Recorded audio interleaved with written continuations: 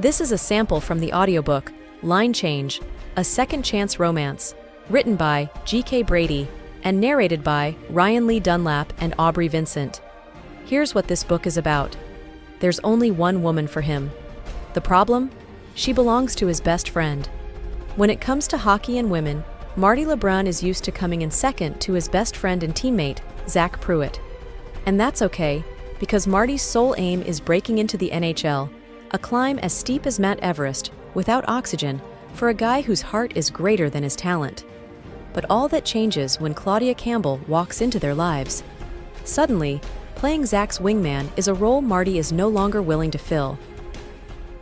It was an unseasonably warm February day when Marty nosed his Honda against the curb at Chestnut Hill Reservoir, behind Claudia's POS Nissan Pathfinder.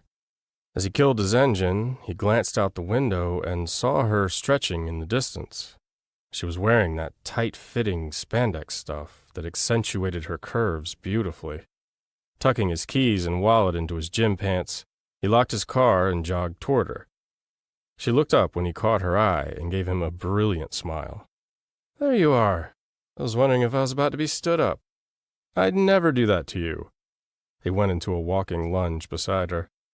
"Things must be serious with this new girlfriend if she's making you late for our jogging dates." "She's not the reason I'm late. And she's not a girlfriend. She was Laura, the waitress from the stomping grounds. A senior, she was graduating in a few months, so her interest in long-term matched Marty's. In other words, she wanted nothing from a relationship beyond the physical perks. When he'd bumped into her at the library, weeks after first meeting her, she had been very friendly and let him know she was interested in being friends with benefits. Discovering they shared that commonality, they had hooked up a few times. Nothing permanent, and so far, it worked.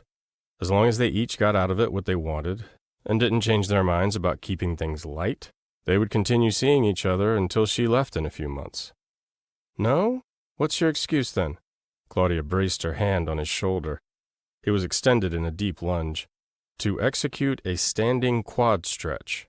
He'd been taken aback the first time she had used him as a wall for her warm-ups, but now that he'd grown accustomed to it, he liked it. It made him feel useful.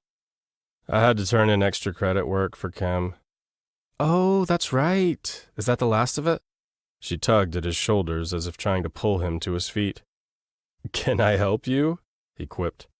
"Yes, stand up so I can do my leg swings." "Of course, Your Highness. And how many lumps of sugar in your tea?" He stood obediently.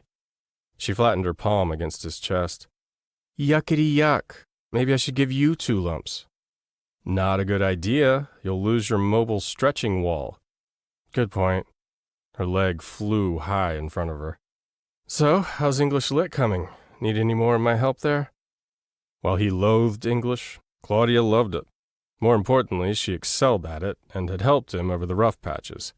He had no doubt she would rock at being a teacher. "Nope, I'm good."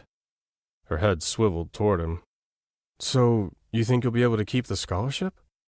"Let's put it this way. My advisor is more optimistic now than he was a few months ago."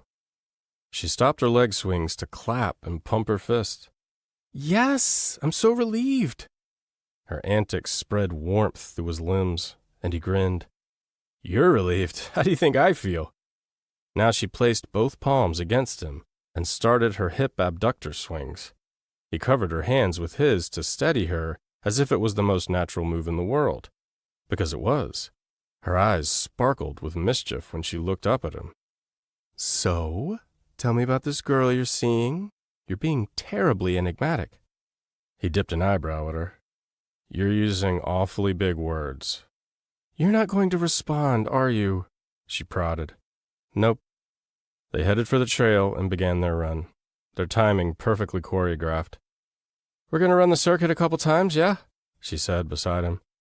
"Yep, one circuit doesn't give me enough time to harass you." She laughed. "I think it's my turn to do the harassing." "You've got nothing to harass me about." "Ha! That's where you're wrong. I want to know about this mystery woman in your life." "Why?" "I have to know if she's good enough for you." Why he didn't open up to Claudia about Laura baffled him. He had nothing to hide. But Claudia looked up to him, like a big brother, and he didn't want to expose the shallow side of himself and risk disappointing her.